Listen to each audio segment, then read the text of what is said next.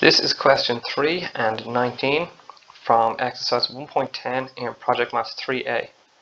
We have to construct a quadratic equation with roots, and then we're given our roots in each question 3 in that minus 2, 5 and 1/3 minus 2/3. We have to write our answer in the form ax squared plus bx plus c equals 0, where a, b and c are elements of z. Now that second line just means that we're going to work towards a quadratic trinomial, and a, b and c are going to be whole numbers. So the roots of an equation are the solutions to x when you've for x when you've solved the equation. So all we're doing now is we're taking the roots that we're given and working back towards a quadratic. So we'll start with 3, and the first thing we're going to do is we're going to take each root and set them equal to 0 or equal to x. It's going to get x equals minus 2 and x equals 5, and then that means that x plus 2 is equal to 0 and x minus 5 is equal to 0. And now, since we're just working backwards, it's just a quadratic equation in reverse, we're now going to multiply both of them together. So we get x plus 2 times x minus 5 is equal to 0. And if we multiply out our bracket, we're going to get x squared minus 5x plus 2x minus 10 is equal to 0.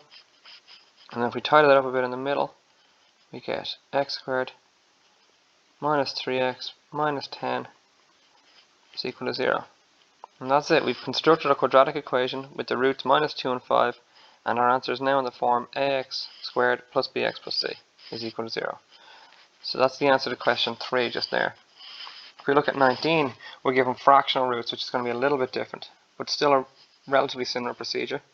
So I'm going to start with x is equal to each of the roots, so x equals a third, and x equals minus 2/3.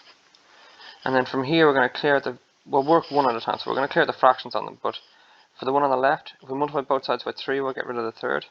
So we get 3x is equal to 1.